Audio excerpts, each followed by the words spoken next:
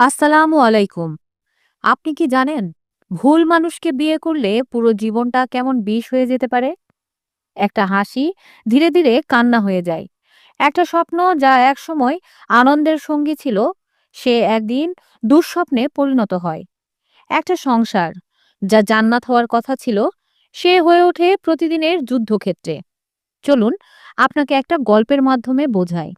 শহরের নাম ইসলামপুর। একটা ছোট্ট শান্ত শহর যেখানে মানুষ একে অপরকে চেনে। শহরের অন্যতম ছেলে ইমরান। সুন্দর চেহারা, আধুনিক পোশাক, পড়াশোনায় দক্ষ, পরিবারের মর্যাদা সবই তার পক্ষে। সবাই মনে করত ইমরান নিশ্চয়ই সুখী জীবনের অধিকারী। কিন্তু ইমরানের একটি সমস্যা ছিল। সে কেবল বাহ্যিক সৌন্দর্য ও সুবিধার দিকেই আকৃষ্ট ছিল। দিন, ধৈর্য, দায়িত্ব এগুলো তার কাছে তুচ্ছ ছিল। রাগ, অহংকার, নিজের স্বার্থ, এই তিনই তার জীবন পরিচালিত করত। একই শহরে ছিল ফাতিমা। নম্র, শান্ত, দিনভীরু, দায়িত্বশীল, নামাজে নিয়মিত, নিজের চরিত্র ও হায়ার প্রতি যত্নবান। সে জানত সংসারের সুখ বাহ্যিক সৌন্দর্যে নয়, বরং চরিত্র, ধৈর্য, দিন ও দায়িত্বে।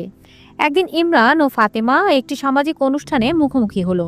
ইমরান মুগ্ধ ফাতিমার সৌন্দর্যে, কিন্তু ফাতিমা ভেতরে ভেবেছিল, এই মানুষ কি সত্যি দিনের প্রতি সচেতন? সে কি দায়িত্বপূর্ণ? আমার শান্তি কি নিশ্চিত? প্রিয় বন্ধুরা, ইসলামে বিয়ে মানে কোনো খেলার বিষয় নয়। এটি কোনো সিনেমার গল্পও নয়, যেখানে শুধু ভালোবাসা থাকলেই সব ঠিক হয়ে যায়। ইসলামে বিয়ে হলো একটা দায়িত্ব, একটা আমানত, আর আল্লাহর কাছে জবাবদিহিতার বিষয়। কিয়ামতের দিন শুধু নামাজ রোজার হিসাবই নেওয়া হবে না। জিজ্ঞাসা করা হবে, আপনি কি আপনার স্ত্রীর সঙ্গে ভালো আচরণ করেছেন? আপনি কাকে জীবনসঙ্গী হিসেবে বেছে নিয়েছেন? আর কেনই বা বেছে নিয়েছিলেন? আজকের সমাজে আমরা দেখি, বিয়ের সময় আগে দেখা হয়। সে দেখতে কেমন, তার চাকরি আছে কিনা, তার বাবার বাড়িতে কত টাকা আছে, সে সোশ্যাল মিডিয়ায় কতটা স্টাইলিস্ট। কিন্তু খুব কম মানুষই জিজ্ঞাসা করে, সে আল্লাহকে ভয় করে কিনা, সে নামাজ পড়ে কিনা, সে হারাম হালাল বোঝে কিনা। ইসলাম আমাদের এখানেই থামিয়ে দেয়। ইসলামে সংসারের প্রকৃত সুখ কোনো বাহ্যিক উপভোগ বা সাময়িক আনন্দ থেকে আসে না, বরং এটা আসে আল্লাহর নির্দেশ অনুযায়ী জীবনযাপনের মধ্য দিয়ে। রাসূলুল্লাহ সাল্লাল্লাহু আলাইহি ওয়াসাল্লাম আমাদের খুব সুন্দর পরিষ্কার একটা দিক নির্দেশনা দিয়েছেন। তিনি বলেছেন, একজন নারীকে সাধারণত ৪টি কারণে বিয়ে করা হয়। ১. টাকা। কেউ বিয়ে করে সম্পদের জন্য। ২. বংশ বা সামাজিক মর্যাদা। কেউ বিয়ে করে পারিবারিক অবস্থান বা বংশের জন্য। ৩. সৌন্দর্য। কেউ বিয়ে করে রূপের জন্য।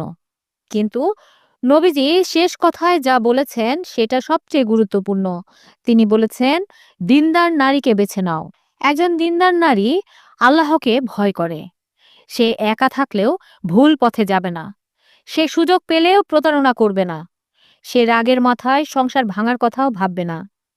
যে নারী আল্লাহকে ভয় করে, সে জানে তার প্রতিটা কথায় লেখা হচ্ছে, তার প্রতিটা আচরণ একদিন জিজ্ঞাসা করা হবে।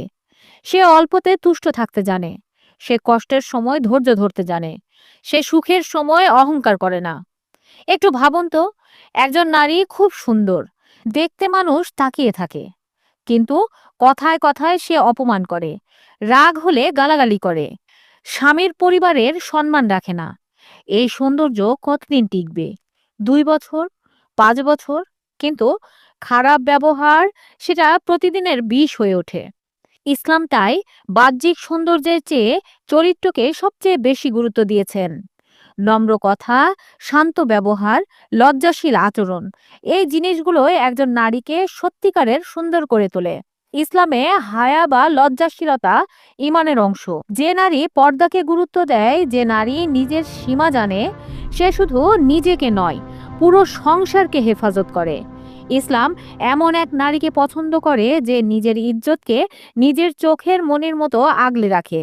কারণ পবিত্র মন না হলে সংসারে কখনোই শান্তি আসে না। পবিত্রতা শুধু শরীরের না, পবিত্রতা চোখের, পবিত্রতা চিন্তার, পবিত্রতা অন্তরের। যে নারী এসব ব্যাপারে সচেতন, তার সংসারে বরকত নেমে আসে। একজন ভালো মনের স্ত্রী মানে শুধু ভালোবাসা নয়। একজন ভালো মনের স্ত্রী মানে সে বোঝে সংসার কিভাবে আগলে রাখতে হয়। সে জানে কখন চুপ থাকতে হয়। সে জানে কখন পাশে দাঁড়াতে হয়। সে জানে স্বামীর কষ্ট কিভাবে অনুভব করতে হয়। রাসূলুল্লাহ সাল্লাল্লাহু আলাইহি ওয়াসাল্লাম আরো বলেছেন, যে নারী আল্লাহর হুকুম মেনে চলে, নিজের সতীত্ব রক্ষা করে, স্বামীর হক আদায় করে, তার জন্য জান্নাতের দরজা খুলে দেওয়া হবে। যেই দরজা দিয়ে ইচ্ছে সেই দরজা দিয়েই সে জান্নাতে প্রবেশ করতে পারবে। একটি কথা খুবই গুরুত্ব দিয়ে মনে রাখতে হবে, আপনি শুধু একজন স্ত্রী বিয়ে করছেন না, আপনি আপনার ভবিষ্যৎ সন্তানের মাকেও বিয়ে করছেন, যার হাতে আপনার সন্তান বড় হবে, যার কাছ থেকে আপনার সন্তান কথা শিখবে, যার আচরণ দেখে আপনার সন্তান মানুষ হবে। সে যদি দিন না জানে, সে যদি আল্লাহকে ভয় না করে, তাহলে প্রজন্ম কিভাবে ঠিক হবে? একজন মা চাইলে একটা জাতিকে গড়ে তুলতে পারে, আবার একজন মা চাইলে একটা জাতিকে ধ্বংস করে দিতে পারে। বন্ধুরা, সবশেষে একটা কথাই বলবো, রূপ যাবে, টাকা যাবে, বয়স যাবে, কিন্তু ঈমান থাকলে, চরিত্র থাকলে সংসার টিকে যাবে। তাই বিয়ের আগে তাড়াহুড়ো করবেন না। আল্লাহর কাছে দোয়া করুন, নামাজ পড়ুন, আর দিনদার নারীকে বেছে নিন। আল্লাহ তাআলা যেন আমাদের সবাইকে সঠিক সিদ্ধান্ত নেওয়ার তৌফিক দান করেন। আমিন।